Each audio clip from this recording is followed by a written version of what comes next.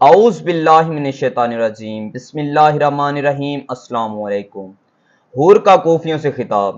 حضرت امام حسین رضی اللہ تعالیٰ عنہ کے جانثاروں میں شامل ہو جانے کے بعد حور نے اہل کوفہ سے خطاب کیا اور کہا، اے کوفیو، تم نے خود حسین رضی اللہ تعالیٰ عنہ علیہ السلام کو دعوت دی اور جب وہ آ گئے تو تم نے انہیں دشمن کے حوالے کر دیا۔ تم نے تو یہ کہا تھا کہ ہم اپنی جانیں ان پر قربان کر دیں گے، اور اب تم ان پر حملہ کرنے اور انہیں قتل کرنے کے در پہ ہو۔ تم انہیں اللہ تعالیٰ کی وسیع و عریض زمین میں چلے جانے سے بھی روکتے ہو، جس میں جانور بھی آزادی کے ساتھ دندناتے پھرتے ہیں۔ تم ان کے اور دریائے فرات کے جاری پانی کے درمیان حائل ہو گئے ہو، حالانکہ اس میں سے کتے اور خنزیر بھی پی پی کر سیراب ہو رہے ہیں، جبکہ حسین رضی اللہ تعالیٰ عنہ علیہ السلام اور ان کے ساتھ والے پیاس سے نڈھال ہو گئے ہیں۔ تم نے حضرت محمد صلی اللہ علیہ وآلہ وسلم کے بعد ان کی اولاد کے ساتھ نہایت برا سلوک کیا ہے۔ اگر تم نے توبہ نہ کی اور اس ارادے سے باز نہ آئے جس پر عمل کرنے کے لیے تم نے آج کے دن اور اس گھڑی کمر باندھی ہے، تو اللہ تعالیٰ تمہیں سخت پیاس کے دن پانی سے محروم رکھے گا۔ اس پر ابن سعد کی پیادہ فوج نے حور پر تیر برسانے شروع کر دیے، چنانچہ حور پیچھے ہٹ کر حضرت امام حسین رضی اللہ تعالیٰ عنہ علیہ السلام کے سامنے جا کھڑا ہوا۔ جنگ کا آغاز۔ حور کے واپس آنے کے بعد ابن سعد اپنا علم لے کر آگے بڑھا اور ایک تیر حضرت امام حسین رضی اللہ تعالیٰ عنہ کی طرف چلا کر کہنے لگا، گواہ رہنا، سب سے پہلا تیر میں نے پھینکا ہے۔ اس کے ساتھ ہی طبل جنگ پر چوٹ پڑی اور دوسروں نے بھی تیر چلانے شروع کر دیے۔ جنگ شروع ہو گئی اور دونوں طرف سے نکل کر سپاہی داد شجاعت دینے لگے۔ اس روز کثرت سے مبارزت ہوئی۔ شجاع و دلیری کی وجہ سے انفرادی جنگ میں حضرت امام حسین رضی اللہ تعالیٰ عنہ کے ساتھیوں کا پلہ بھاری رہا۔ بعض امراء نے عمر بن سعد کو انفرادی جنگ ختم کر کے عام حملہ کا مشورہ دیا، چنانچہ عمر بن سعد نے عام حملے کا حکم دے دیا۔ شمر بن ذی الجوشن جو یزیدی لشکر کے میسرہ کا سردار تھا، وہ حضرت امام حسین رضی اللہ تعالیٰ عنہ کے میسرہ پر حملہ آور ہوا۔ اس کے ساتھ ہی چاروں طرف سے یزیدی لشکر حضرت امام حسین رضی اللہ تعالیٰ عنہ کے انصار پر ٹوٹ پڑے۔ امام علی مقام کے ساتھ کل 32 سوار تھے، تاہم انہوں نے بے مثال شجاعت اور مظاہرہ کیا۔ وہ جدھر کا رخ کرتے تھے یزیدی لشکر کی صفوں کو الٹ دیتے تھے اور ان میں بھگدڑ مچا دیتے تھے۔ عزرہ بن قیس جو کہ کوفی سواروں کا سردار تھا، اس نے جب ہر طرف سے اپنے سواروں کو پسپا ہوتے دیکھا تو عبد الرحمن بن حسین کو ابن سعد کے پاس بھیجا اور کہا کہ تم دیکھ رہے ہو کہ ان چند سواروں نے میرے سوار دستے کا منہ پھیر دیا ہے، اور اب حال یہ ہے کہ میرے سوار ادھر ادھر بھاگ کر اپنی جان بچانے کی فکر کر رہے ہیں، اس لیے فوراً کچھ پیدل سپاہی اور تیر انداز بھیجیے۔ ابن سعد نے غزرہ کی درخواست پر شیس بن ربیع کو جانے کا حکم دیا، مگر اس نے گریز کیا۔ ابن سعد نے پھر حسین بن نمیر تمیمی کو بلایا اور اس کے ساتھ تمام زرہ پوش سواروں اور 500 تیر اندازوں کو بھیجا۔ ان تیر اندازوں نے حضرت امام حسین رضی اللہ تعالیٰ عنہ کے ساتھیوں کے پاس پہنچ کر تیروں کی بارش کر دی اور تھوڑی ہی دیر میں ان کے گھوڑوں کو زخمی اور بیکار کر دیا۔ حضرت امام حسین رضی اللہ تعالیٰ عنہ علیہ السلام کے ساتھیوں کے پائے استقلال میں کوئی لغزش نہ آئی۔ وہ گھوڑوں سے اتر پڑے اور بڑی دیر تک پیادہ ہی اس بہادری اور بے جگری کے ساتھ لڑتے رہے کہ کوفیوں کے دانت کھٹے کر دیے۔ خیموں میں آتش زدگی۔ حضرت امام حسین رضی اللہ تعالیٰ عنہ علیہ السلام نے اپنے خیموں کو اس ترتیب کے ساتھ لگا کر باندھا تھا کہ کوفی ایک رخ کے سوا کسی اور طرف سے حملہ نہیں کر سکتے تھے۔ ابن سعد نے اس خیال کے تحت کہ ہر طرف سے حملہ کیا جا سکے حکم دیا کہ خیمے اکھاڑ دیے جائیں۔ کوفی جب خیمے اکھاڑنے کے لیے آگے بڑھے تو امام علی مقام کے چند جانثار خیموں کے اندر آ گئے اور خیموں کی طرف آنے والوں، اکھاڑنے والوں اور لوٹ مار کرنے والوں کو تلواروں اور تیروں سے ہلاک کرنا شروع کر دیا۔ ابن سعد نے جب اپنے سپاہیوں کی ہلاکت اور ناکامی دیکھی تو حکم دیا کہ خیموں کو جلا دیا جائے، چنانچہ خیموں کو آگ لگا دی گئی اور وہ جلنے لگے۔ حضرت امام حسین رضی اللہ تعالیٰ عنہ علیہ السلام نے دیکھا تو فرمایا کہ ان کو خیمے جلانے دو، تب بھی وہ چاروں طرف سے حملہ نہیں کر سکیں گے، کیونکہ پہلے خیمے حائل تھے، اب آگ حائل ہے۔ چنانچہ ایسا ہی ہوا۔ یزیدی لشکر آگ کے حائل ہونے کی وجہ سے پشت کی طرف سے حملہ نہ کر سکا۔ شمر لعین نے حضرت امام حسین رضی اللہ تعالیٰ عنہ کے خیمہ میں، جو کہ دوسرے خیموں سے ذرا الگ تھا اور جس میں خواتین اور بچے تھے، نیزہ مارا اور ساتھیوں سے کہا کہ اس خیمے کو آگ لگا دو اور جو اس خیمے میں موجود ہیں ان کو بھی جلا دو۔ حضرت امام حسین رضی اللہ تعالیٰ عنہ نے جب یہ دیکھا تو پکار کر کہا، او ذل جوشن کے بیٹے، تو میرے اہل بیت کو آگ میں جلانا چاہتا ہے، خدا تجھے جہنم کی آگ میں جلائے۔ شمر کے ساتھیوں میں سے حمید بن مسلم نے شمر کو روکا اور غیرت دلائی کہ بہادروں کا عورتوں کے ساتھ ایسا سلوک کرنا نہایت شرمناک ہے، خدا کی قسم تمہارا مردوں کو قتل کر دینا بھی تمہارے امیر کو خوش کر دینے کے لیے کافی ہے۔ مگر شمر نہ مانا۔ پھر شیس بن ربیع نے روکا تو وہ اپنے ارادے سے باز آیا۔ حضرت علی اکبر کی شہادت۔ جب اہل بیت نبوت کے افراد کے علاوہ باقی افراد ایک ایک کر کے شہادت کا جام نوش کر گئے تو بنی ہاشم اور خاندان نبوت میں سے سب سے پہلے حضرت امام حسین رضی اللہ تعالیٰ عنہ علیہ السلام کے سب سے بڑے صاحبزادے علی اکبر رضی اللہ تعالیٰ عنہ علیہ السلام، جو کہ 18 سال کے نوجوان اور رسول اللہ صلی اللہ علیہ وسلم کے ہم شکل تھے، میدان جنگ میں آئے۔ آپ نے یہ رجز پڑھتے ہوئے دشمن پر حملہ کیا، میں علی بن حسین بن علی ہوں، بیت اللہ کی قسم ہم نبی صلی اللہ علیہ وآلہ وسلم کے سب سے زیادہ قرابت دار ہیں، خدا کی قسم حرام زادے کا بیٹا ابن زیاد ہم پر حکومت نہ کر سکے گا، تم دیکھو گے کہ آج میں اپنے باپ کا کیسے دفاع کرتا ہوں۔ حضرت علی اکبر رضی اللہ تعالیٰ عنہ علیہ السلام نے اپنی تلوار سے یزیدی سپاہیوں کو گاجر مولی کی طرح کاٹنا شروع کر دیا۔ حضرت امام حسین رضی اللہ تعالیٰ عنہ چاہتے تھے کہ اب جوان بیٹے شباب کے پیکر کامل اور حسن کے ماہ تمام کو اپنی آنکھوں سے دیکھیں کہ وہ داد شجاعت دے رہا ہو، لیکن میدان کربلا کے گرد نے ان کو چھپا لیا تھا، کچھ خبر نہ تھی کہ وہ کہاں ہے اور کیا بیت رہی ہے۔ بس اتنا اندازہ ہوتا تھا کہ جس سمجھ یزیدی لشکر بھیڑوں کی طرح بھاگتا، حضرت امام حسین رضی اللہ تعالیٰ عنہ علیہ السلام اور اہل بیت نبوت سمجھ لیتے کہ حسین رضی اللہ تعالیٰ عنہ علیہ السلام کا لاڈلا بیٹا اسی سمت جا رہا ہے۔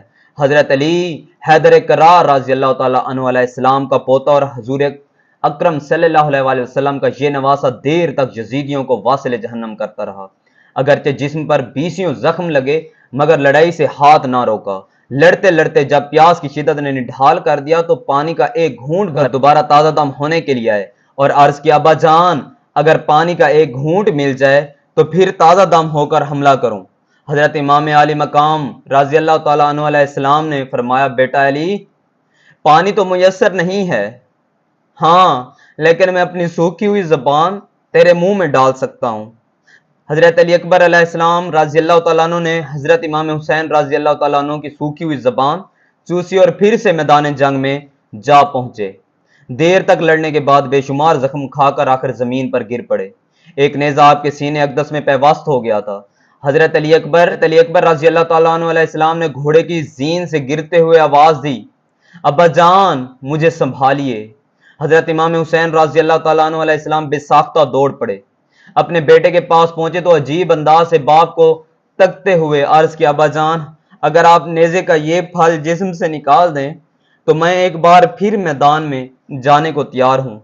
آپ کا بیٹا کثرت سے زخم خوردہ ہونے کے باوجود ہمت ہارنے والا نہیں تھا۔ حضرت امام حسین رضی اللہ تعالیٰ عنہ علیہ السلام نے اپنے جوان بیٹے حسن و جمال کے ماہ تمام اور پیکر رنائی و زیبائی کو اپنی گود میں لے لیا۔ دیکھا تو نازوں پلا بیٹا سر سے پاؤں تک زخموں سے چور ہے۔ حضرت امام حسین رضی اللہ تعالیٰ عنہ علیہ السلام نے ہمت کر کے نیزے کا پھل حضرت علی اکبر کے جسم سے نکالا تو خون کا فوارہ ابل پڑا اور لاڈلے بیٹے کی روح شفیق باپ کے سامنے کفس انصری سے پرواز کر گئی۔ اس واقعے کے وقت حضرت امام حسین رضی اللہ تعالیٰ عنہ کی عمر شریف 56 برس 5 ماہ اور 5 دن تھی اور اس وقت تک آپ کے سر اور ریش مبارک کا ایک بال بھی سفید نہ تھا۔ اپنے ہاتھوں جوان بیٹے کی روح کو کفس انصری سے پرواز کرتے دیکھنا اس قدر المناک ثابت ہوا کہ میدان جنگ سے خیموں تک لاش اٹھا لانے کے مختصر وقفہ میں آپ کے سر اور ریش مبارک کے بال سفید ہو چکے تھے۔ حضرت قاسم بن حسن رضی اللہ تعالیٰ عنہ علیہ السلام کی شہادت۔ اہل بیت نبوت کے شہید افراد میں سے ایک حضرت قاسم بن حسن رضی اللہ تعالیٰ عنہ بھی ہیں۔ آپ حضرت امام حسن مجتبی رضی اللہ تعالیٰ عنہ کے بیٹے، حضرت امام حسین رضی اللہ تعالیٰ عنہ کے بھتیجے اور ہونے والے داماد تھے۔ آپ کے ساتھ حضرت امام حسین رضی اللہ تعالیٰ عنہ کی لخت جگر حضرت سکینہ رضی اللہ تعالیٰ عنہ کا مستقبل وابستہ تھا۔ جب اہل بیت نبوت کے افراد یکے بعد دیگرے شہید ہونا شروع ہو گئے تو حضرت قاسم بن حسن رضی اللہ تعالیٰ عنہ علیہ السلام نے بھی جنگ میدان میں جانے کے لیے اپنے چچا حضرت امام حسین رضی اللہ تعالیٰ عنہ سے اجازت طلب کی اور عرض کیا کہ چچا جان، مجھے بھی اجازت مرحمت ہو، میں بھی راہ حق میں سر کٹانے کے لیے بےتاب ہوں۔ حضرت امام حسین رضی اللہ تعالیٰ عنہ نے فرمایا، بیٹے میں تمہیں کس دل سے اجازت دوں، تم تو میرے بھائی حسن مجتبی رضی اللہ تعالیٰ عنہ علیہ السلام کی نشانی اور یادگار ہو۔ مگر حضرت قاسم رضی اللہ تعالیٰ عنہ علیہ السلام نے اصرار کرتے ہوئے کہا کہ چچا جان، خدا کے لیے مجھے ان دشمنوں سے لڑنے کی اجازت دیجیے اور اپنے اوپر نثار ہونے کی سعادت سے محروم نہ کیجیے۔ چنانچہ امام علی مقام رضی اللہ تعالیٰ عنہ علیہ السلام اپنے اشک بار آنکھوں سے اپنے بھتیجے کو سینے سے لگا کر رخصت کر دیا۔ حضرت قاسم رضی اللہ تعالیٰ عنہ علیہ السلام نے میدان جنگ میں خوب شجاعت حیدری کا مظاہرہ کیا اور بے شمار یزیدوں کو واصل جہنم کیا۔ حمید بن مسلم جو کہ ابن سعد کی فوج میں تھا، حضرت قاسم رضی اللہ تعالیٰ عنہ علیہ السلام کے میدان جنگ میں آنے کی منظر کشی یوں کرتا ہے کہ اچانک میدان جنگ میں ایک ایسا خوبصورت لڑکا نکلا کہ اس کا چہرہ چاند کا ٹکڑا معلوم ہوتا تھا۔ یہ لڑکا قمیص، ازار اور جوتے پہنے اور ہاتھ میں تلوار لیے ہوئے تھا۔ اس کے ایک جوتے غالباً بائیں کا تسمہ ٹوٹا ہوا تھا۔ یہ لڑکا شیر کی مانند بھپرا ہوا آیا اور دشمن پر ٹوٹ پڑا۔ عمر بن سعد ازدی نے اس کے سر پر تلوار مار دی۔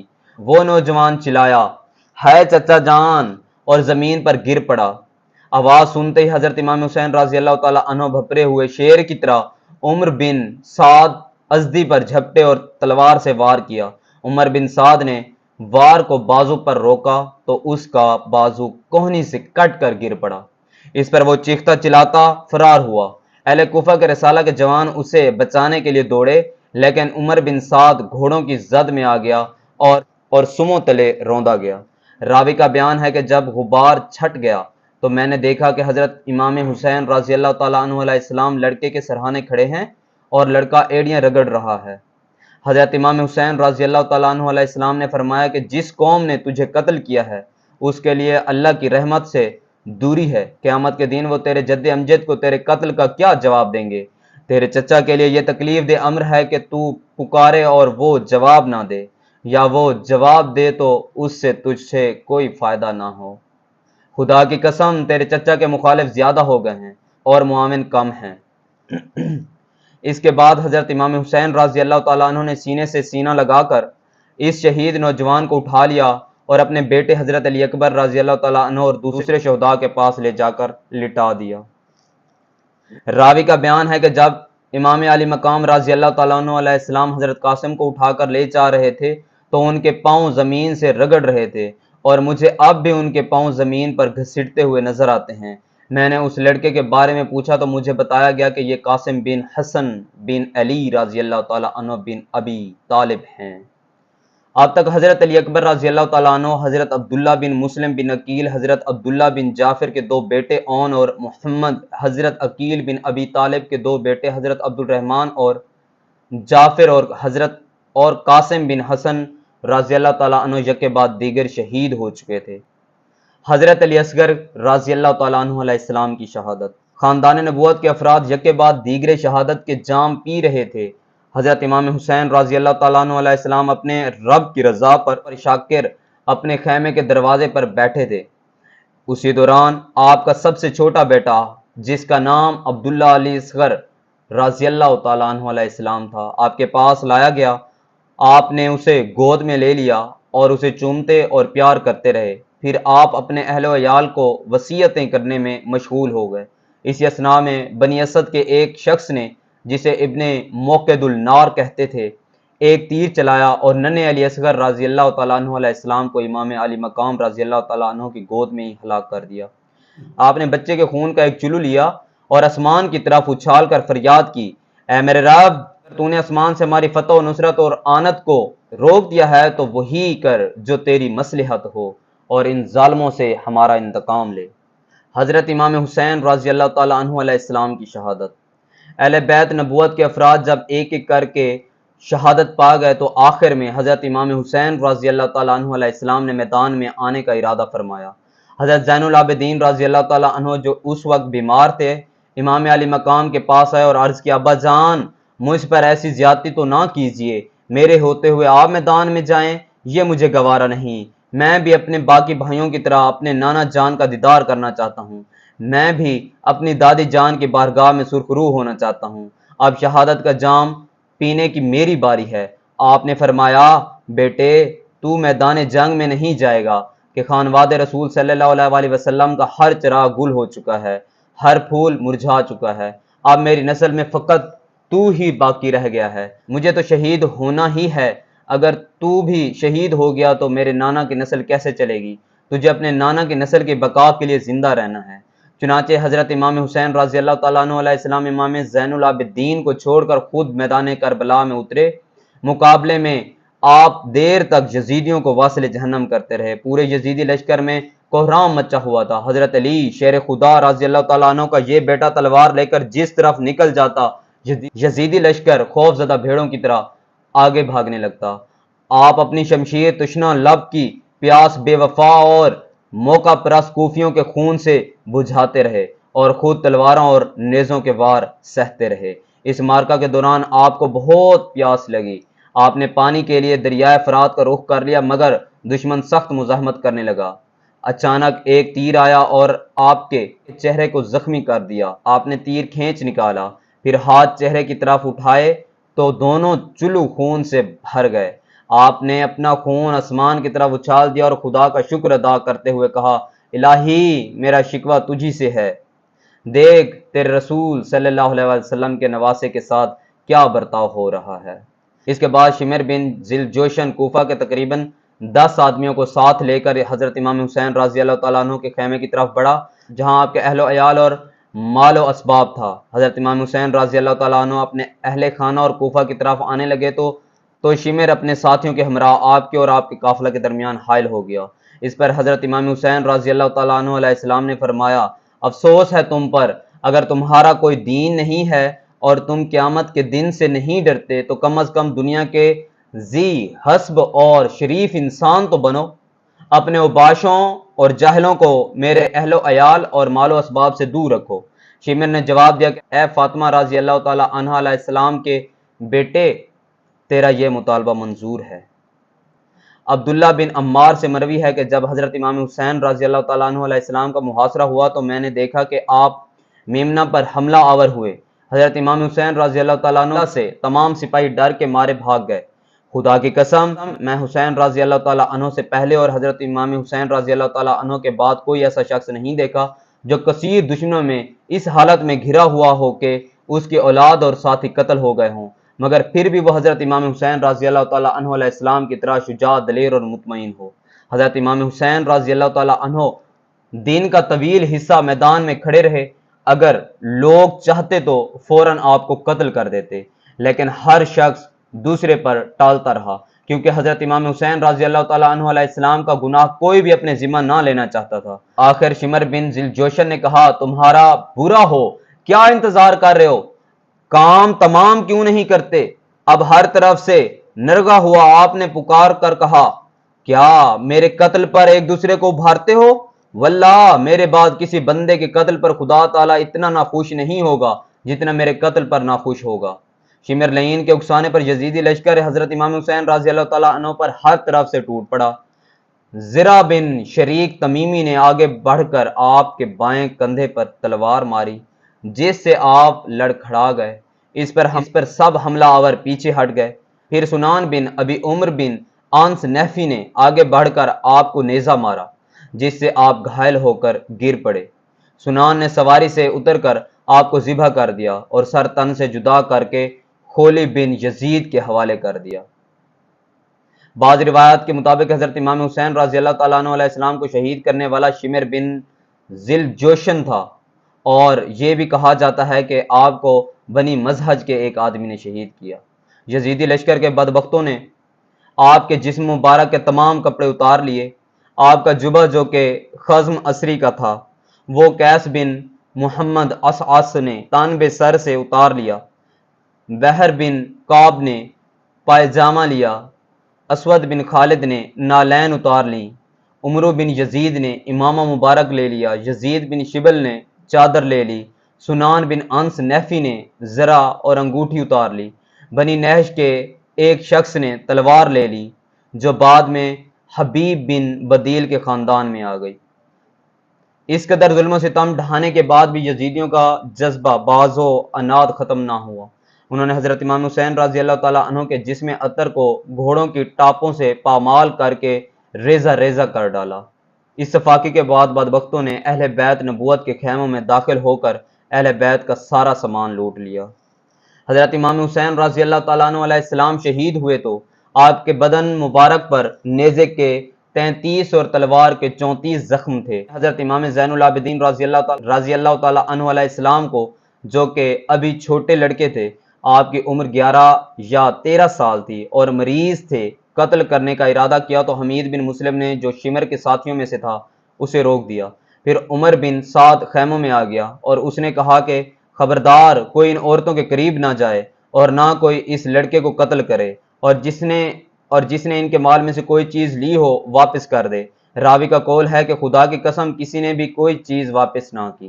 اسی دوران سنان بن انس بن سعد کے خیمے کے دروازے پر آیا اور بلند آواز کے ساتھ یہ شعر پڑھے: میرے سواروں کو سونے اور چاندی سے مالا مال کر دے، میں نے ایک بے تاج بادشاہ کو قتل کیا ہے، میں نے اسے قتل کیا ہے جس کے ماں باپ سب سے افضل ہیں اور وہ اپنے نسب میں تمام بلند نسب والوں سے بلند ہیں۔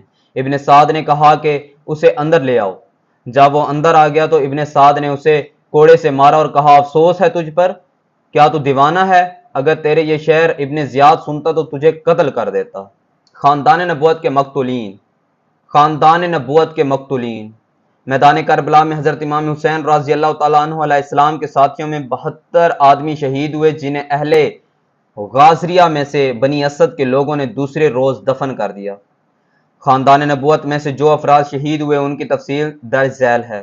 امام علی مقام رضی اللہ تعالیٰ عنہ علیہ السلام کے بھائیوں میں سے حضرت جعفر، حضرت عباس، حضرت محمد، حضرت عثمان، حضرت ابو بکر رضی اللہ تعالیٰ عنہ۔ اولاد حسین رضی اللہ تعالیٰ عنہ میں سے حضرت علی اکبر اور حضرت عبداللہ، حضرت علی اصغر رضی اللہ تعالیٰ عنہم۔ اولاد حسن میں سے حضرت عبداللہ، حضرت قاسم، حضرت ابو بکر، حضرت عبداللہ جعفر کی اولاد میں سے حضرت عون اور حضرت محمد رضی اللہ تعالیٰ عنہ۔ اولاد عقیل میں سے حضرت جعفر، حضرت عبداللہ اور حضرت عبد الرحمن، جبکہ حضرت مسلم بن عقیل اس سے پہلے کوفہ میں شہید ہو چکے تھے۔ یہ چاروں آپ کی سلبی بیٹے تھے، جبکہ ان کے علاوہ عقیل کی اولاد میں سے عبداللہ بن مسلم بن عقیل اور محمد بن ابی سعید بن عقیل رضی اللہ تعالیٰ عنہ بھی شہید ہوئے۔ کربلا کے استبتے ریگزار میں آقائے دو جہاں صلی اللہ علیہ وآلہ وسلم کے اہل بیت پر جو رجفا اور ظلم و ستم کی انتہا کی گئی، اس پر زمین و آسمان نے خون کے آنسو بہائے اور کائنات پر تاریکی چھا گئی۔ اس المناک واقعہ سے خود حضور اکرم صلی اللہ علیہ وآلہ وسلم کی روح مبارک کو جو تکلیف پہنچی ہوگی اس کا اندازہ بھی نہیں لگایا جا سکتا۔ اس زمن میں ایک دو واقعات رقم کیے جاتے ہیں۔ حضرت عباس رضی اللہ تعالیٰ عنہ علیہ السلام کو اذیت سے حضور اکرم صلی اللہ علیہ وآلہ وسلم کی پریشانی۔ حضرت عباس رضی اللہ تعالیٰ عنہ علیہ السلام حضور اکرم صلی اللہ علیہ وسلم کے سگے چچا تھے۔ چونکہ جنگ بدر میں مسلمانوں کے خلاف جنگ میں شریک تھے اور اہل مکہ کی طرف سے لڑنے کے لیے آئے تھے، اس لیے اہل مکہ کی شکست اور مسلمانوں کی نمایاں فتح کے بعد جنگی قیدی کی حیثیت سے مدینہ طیبہ لائے گئے۔ دوسرے قیدیوں کی طرح آپ کو بھی رسیوں سے جکڑ دیا گیا۔ آپ رسیوں کی اذیت سے ساری رات کراہتے رہے، چونکہ آپ ناز و نام میں پلے ہوئے تھے، اس لیے قید و بند کی صعوبتیں آپ کے لیے انتہائی تکلیف کا سبب بن رہی تھیں۔ صبح کے وقت حضور اکرم صلی اللہ علیہ وآلہ وسلم مسجد میں تشریف لائے اور فرمایا کہ چچا عباس کی تکلیف اور اذیت کے خیال سے ہمیں رات بھر نیند نہیں آئی۔ جب وہ کراہتے تھے تو ہمیں بے حد صدمہ پہنچتا تھا۔ سوچنے کی بات یہ ہے کہ اس وقت حضرت عباس رضی اللہ تعالیٰ عنہ کافر تھے۔ ابھی تک انہوں نے اسلام کی روشنی سے اپنے کاشانہ دل کو منور نہیں کیا تھا۔ آپ کفر کی تائید و حمایت میں اسلام کے خلاف جنگ کے لیے آئے تھے اور جنگی قیدی کی حیثیت سے گرفتار ہوئے۔ اس کے باوجود حضور اکرم صلی اللہ علیہ وسلم نے ان کو اذیت کے خیال سے تکلیف محسوس کی اور ساری رات آنکھوں میں کاٹ دی، محض اس لیے کہ حضرت عباس رضی اللہ تعالیٰ عنہ علیہ السلام نسبتی لحاظ سے آپ کے رشتہ دار یعنی سگے چچا تھے۔ چنانچہ آپ نے صحابہ کرام رضی اللہ تعالیٰ عنہ سے فرمایا کہ مناسب سمجھو تو فدیہ لے کر انہیں آزاد کر دو۔ قافلہ حسین کے بقیہ افراد کی کوفہ روانگی۔ سانحہ کربلا کے وقوع سے اگلی صبح عمر بن سعد نے حضرت امام حسین رضی اللہ تعالیٰ عنہ علیہ السلام کے بقیہ خاندان اور عورتوں کو جو میں سوار کر کے کوفے بھیج دیا۔ یہ قافلہ جب میدان کارزار سے گزرا اور انہوں نے حضرت امام حسین رضی اللہ تعالیٰ عنہ علیہ السلام اور آپ کے ساتھیوں کی بے گور و کفن لاشیں دیکھی تو ان کی چیخیں نکل گئیں۔ ان کے رونے میں اتنا درد تھا کہ کلیجے پھٹے جا رہے تھے۔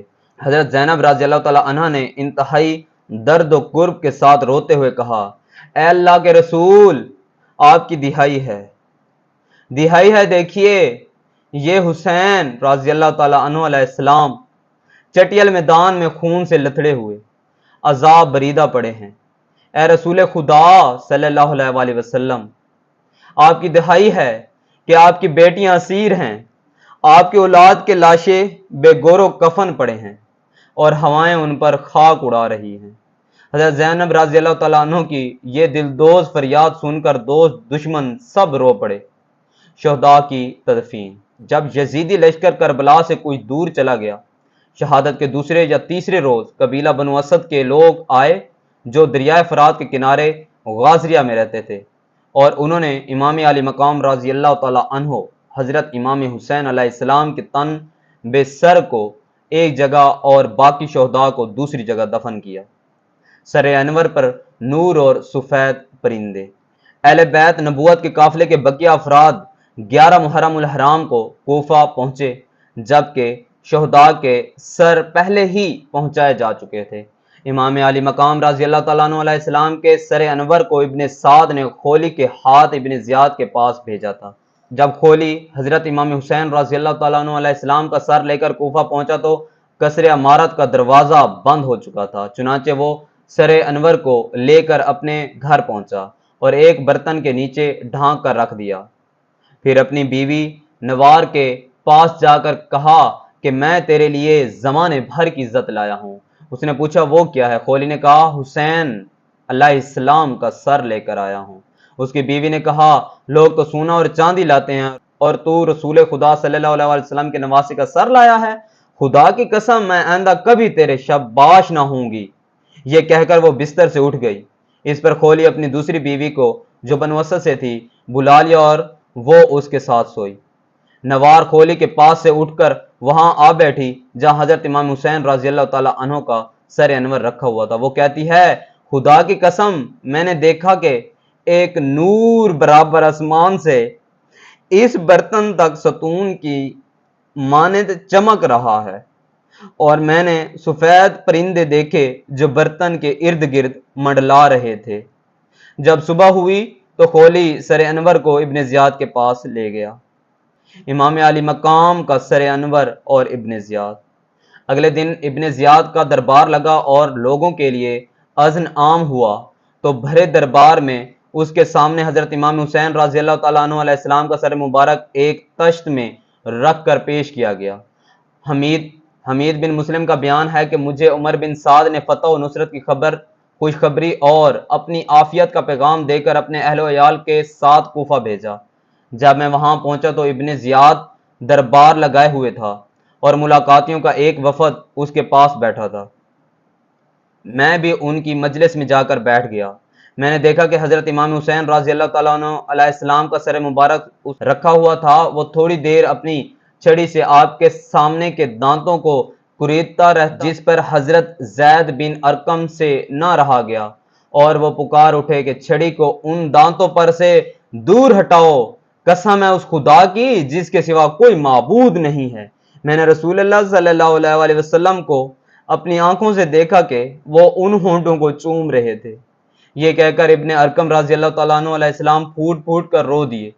ابن زیاد نے کہا کہ خدا تجھے رلائے، اللہ کی قسم اگر تو بوڑھا نہ ہوتا اور تیری عقل نہ ماری گئی ہوتی تو میں تجھے قتل کر دیتا۔ راوی کہتا ہے کہ اس پر ابن ارقم رضی اللہ تعالیٰ عنہ علیہ السلام اٹھ کر چلے گئے۔ جب وہ چلے گئے تو لوگوں نے کہا کہ خدا کی قسم، زید بن ارقم رضی اللہ تعالیٰ عنہ نے جو بات کہی، اگر اسے ابن زیاد سن لیتا تو وہ ضرور انہیں قتل کر دیتا۔ حمید بن مسلم نے پوچھا، انہوں نے کیا کہا ہے؟ لوگوں نے کہا کہ وہ ہمارے قریب سے گزرتے وقت کہتے جا رہے تھے، ایک غلام غلاموں کا بادشاہ بن بیٹھا ہے اور حکومت کو اس نے اپنی جاگیر بنا لیا ہے۔ اسے، اے اہل عرب، آج کے بعد تم غلام ہو کہ تم نے ابن فاطمۃ الزہرا رضی اللہ تعالی عنہا کو تو شہید کر دیا، مگر ابن مرجانہ کو اپنا حاکم بنا لیا۔ اب وہ تمہارے بہترین لوگوں کو قتل کرے گا اور تم میں سے بروں کو اپنا غلام بنا لے گا۔ پس جو اس ذلت و رسوائی کی زندگی پر راضی ہو، اس کے مقدر میں محرومی ہے۔ حضرت انس بن مالک رضی اللہ تعالیٰ عنہ علیہ السلام فرماتے ہیں کہ جب حضرت امام حسین رضی اللہ تعالیٰ عنہ علیہ السلام کا سر انور ایک تشت میں رکھ کر ابن زیاد کے سامنے لایا گیا تو اس وقت میں اس کے پاس تھا۔ وہ آپ کے حسن و جمال کی تعریف کر رہا تھا اور ساتھ ہی اپنے ہاتھ میں پکڑی ایک چھڑی سے آپ کی ناک کو چھیڑتا تھا۔ حضرت انس رضی اللہ تعالیٰ عنہ علیہ السلام فرماتے ہیں کہ حسین رضی اللہ تعالیٰ عنہ علیہ السلام رسول اللہ صلی اللہ علیہ وسلم کے ساتھ بہت زیادہ مشابہ تھے اور آپ نے وسمہ کا خضاب کیا ہوا تھا۔ ابن زیاد اور اسیران کربلا۔ حضرت امام حسین رضی اللہ تعالیٰ عنہ علیہ السلام کے سر مبارک کے بعد اہل بیت نبوت کے بقیہ افراد کو ابن زیاد کے سامنے پیش کیا گیا۔ حضرت زینب رضی اللہ تعالیٰ عنہا نے معمولی لباس پہنا ہوا تھا اور لونڈیوں کے جھرمٹ میں تھی، اس لیے پہچانی نہیں جاتی تھی۔ جب انہیں ابن زیاد کے سامنے پیش کیا گیا تو اس نے پوچھا، یہ کون ہے؟ حضرت زینب رضی اللہ تعالیٰ عنہا کچھ نہ بولی۔ اس پر ایک لونڈی نے کہا، یہ حضرت زینب بنت علی رضی اللہ تعالیٰ عنہا ہیں۔ ابن زیاد بولا، اللہ کا شکر ہے جس نے تمہیں رسوا اور قتل کیا اور تمہارے دعوے کو جھوٹا کیا۔ حضرت زینب رضی اللہ تعالیٰ عنہا نے فرمایا، بلکہ سب سے ہمیں عزت بخشی اور پاک و طاہر بنایا۔ بلا شبہ اللہ فاسق کو رسوا کرتا ہے اور فاجر کو جھٹلاتا ہے۔ ابن زیاد نے کہا، کیا تم نے نہیں دیکھا کہ اللہ نے تمہارے اہل بیت کے ساتھ کیا سلوک کیا؟ حضرت زینب رضی اللہ تعالیٰ عنہ نے فرمایا، ان کے لیے شہادت مقدر ہو چکی تھی، اس لیے وہ اپنی شہادت گاہ کی طرف خود نکل کر آ گئے۔ ان قریب اللہ تعالیٰ ان کو اور تجھے ایک جگہ جمع کرے گا، اس وقت وہ تیرے خلاف اپنا معاملہ اللہ کی عدالت میں پیش کریں گے۔ اس پر ابن زیاد بھڑک اٹھا اور کچھ کارروائی کرنے کا ارادہ کیا کہ عمرو بن حریث نے کہا کہ اللہ تعالیٰ امیر کی بہتری کرے، یہ تو ایک عورت ہے، کیا آپ ایک عورت کی باتوں پر گرفت کریں گے؟ عورت کی باتوں پر مواخذہ نہیں کیا جاتا اور نہ ان کی نادانی پر اسے ملامت کی جاتی ہے۔ جب ابن زیاد نے علی بن حسین زین العابدین رضی اللہ تعالیٰ عنہ علیہ السلام کو دیکھا تو ایک سپاہی سے کہا کہ اس لڑکے کو دیکھو، اگر بالغ ہو گیا ہو تو اسے لے جاؤ اور قتل کر دو۔ سپاہی نے حضرت زین العابدین کی بلوغت کی تصدیق کی تو ابن زیاد نے کہا کہ اسے لے جاؤ اور قتل کر دو۔ اس پر علی ابن حسین رضی اللہ تعالیٰ عنہ علیہ السلام زین العابدین نے ابن زیاد سے کہا کہ اگر تیرا ان عورتوں سے قرابت داری کا کوئی واسطہ ہے تو ان کے ساتھ کوئی محافظ بھیج دے جو ان کی حفاظت کرے۔ ابن زیاد نے ان سے کہا کہ تم ہی آ جاؤ اور پھر حضرت زین العابدین ہی کو عورتوں کے ساتھ بھیج دیا۔ ابن عفیف کی شہادت۔ ابن زیاد کی طرف سے اعلان ہوا کہ تمام لوگ جامع مسجد میں جمع ہو جائیں۔ جب لوگ جمع ہو گئے تو ابن زیاد منبر پر چڑھا اور اپنی فتح و کامرانی اور قتل حسین رضی اللہ تعالیٰ عنہ علیہ السلام کے ذکر کے بعد کہا کہ حسین رضی اللہ تعالیٰ عنہ جماعت میں تفرقہ ڈال کر حکومت چھیننا چاہتے تھے۔ اس پر عبداللہ بن عفیف ازدی جو حضرت علی رضی اللہ تعالیٰ عنہ علیہ السلام کے صحاب میں سے تھے اور اپنی بینائی دونوں آنکھوں سے کھو چکے تھے، اٹھ کھڑے ہوئے اور کہا کہ افسوس ہے ابن زیاد، نبیوں کے اولاد کو قتل کرتے ہو اور صدیقوں جیسی باتیں کرتے ہو۔ ابن زیاد کے حکم سے انہیں قتل کر کے سولی پر لٹکا دیا گیا اور حضرت امام حسین رضی اللہ تعالیٰ عنہ علیہ السلام کے سر مبارک کو نصب کر کے ابن زیاد کے حکم سے کوفہ کی گلیوں کوچوں میں پھرایا گیا۔ زہر بن قیس کے ہاتھ معززین کے ایک وفد کی صورت میں یزید کے پاس ایک گھوڑ سوار دستہ کی نگرانی میں شام بھیج دیا۔ اس کے بعد ابن زیاد نے بدبختوں کے ایک جماعت کے ساتھ دوسرے شہداء کے سروں اور اسیران اہل بیت کو یزید کے پاس اس حالت میں بھیجا کہ حضرت امام زین العابدین رضی اللہ تعالیٰ عنہ علیہ السلام کے ہاتھ پاؤں اور گردن میں زنجیریں ڈال دی گئیں، جبکہ عورتوں کو اونٹوں کی ننگی پیٹھ پر بٹھایا گیا تھا۔ ابن زیاد نے اپنے سپاہیوں کو تاکید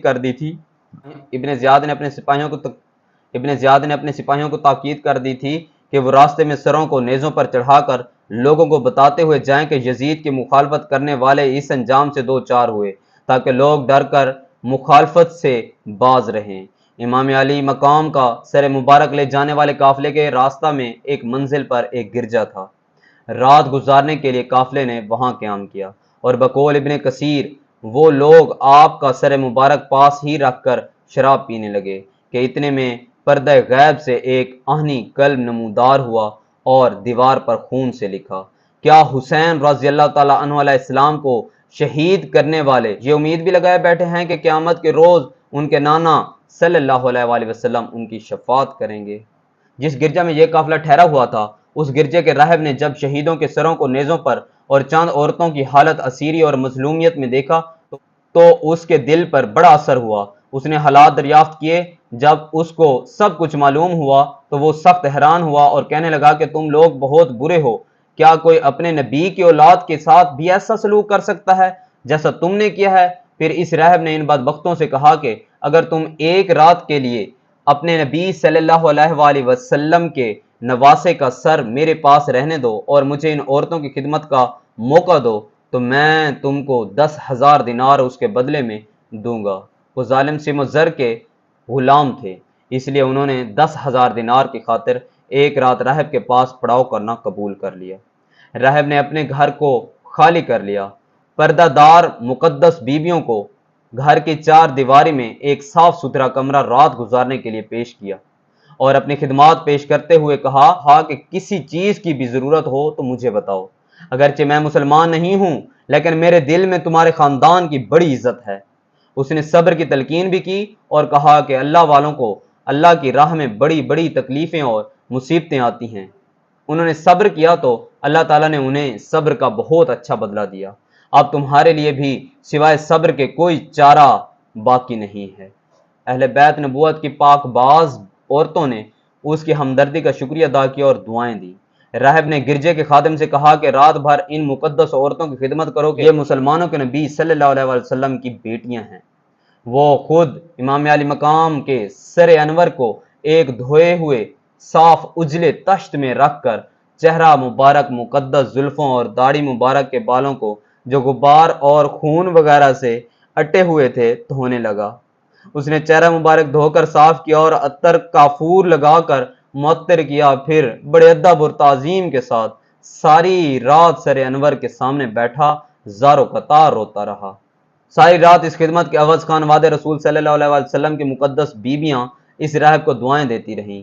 سر حسین رضی اللہ تعالیٰ عنہ علیہ السلام بھی زبان حال سے اسے دعائیں دیتا رہا۔ یکا یک اس راہب کی قسمت کا ستارہ چمکا اور اس کی آنکھوں سے حجابات اٹھ گئے، اور وہ نور جو کھولی کی بیوی نے عرش سے فرش تک پھیلا ہوا دیکھا تھا وہ راہب پر بھی منکشف ہو گیا، اور اس نے دیکھا کہ ایک حالہ نور جو سر حسین رضی اللہ تعالیٰ عنہ علیہ السلام کے گرد طواف کر رہا ہے۔ جب اس نے یہ حیرت انگیز منظر دیکھا اور سر اقدس کے روب و جلال کا مشاہدہ کیا تو اس کے دل کی کیفیت ہی بدل گئی۔ اس کی محبت اور حسن عقیدت کا صلہ ملنے کے انتظامات ہو گئے۔ اس کی زبان سے بے ساختہ نکلا اشہد اللہ الہ الا اللہ محمد الرسول اللہ جاری ہو گیا۔ چونکہ اس نے دنیا کی دولت قربان کی تھی، لہٰذا اللہ تعالیٰ نے بدلے میں اسے ایمان کی دولت عطا فرما دی۔ چونکہ اس نے امام علی مقام کے سر انور کا ادب و تعظیم کی تھی، اور ادب کرنے والے بد نصیب اور بے ایمان نہیں رہ سکتے، اس لیے اللہ تعالیٰ نے اس کو با نصیب اور با ایمان بنا دیا۔ اس نے اہل بیت اطہار کی مقدس بیویوں کی خدمت کر کے جو دعائیں حاصل کی تھیں وہ دعائیں رنگ لائیں اور اس کی تقدیر بدل گئی۔ اب اس کے لیے اہل بیت نبوت سے دور رہنا ناممکن ہو گیا۔ چنانچہ جب اگلے دن یہ قافلہ روانہ ہوا تو وہ بھی متی و خادم بن کر ساتھ ہو لیا۔ یہاں ایک اور نہایت عبرت انگیز واقعہ رونما ہوا۔ یزیدی فوج کے بدبخت سپاہیوں نے امام علی مقام رضی اللہ تعالیٰ عنہ علیہ السلام کے لشکر کے خیموں سے جو درہم و دینار لوٹے تھے اور جو دینار انہوں نے رہب سے لیے تھے ان کو تقسیم کرنے کے لیے جب انہوں نے تھیلیوں کے منہ کھولے تو کیا دیکھا کہ وہ سب درہم و دینار مٹی کی ٹھیکیاں بنے ہوئے تھے۔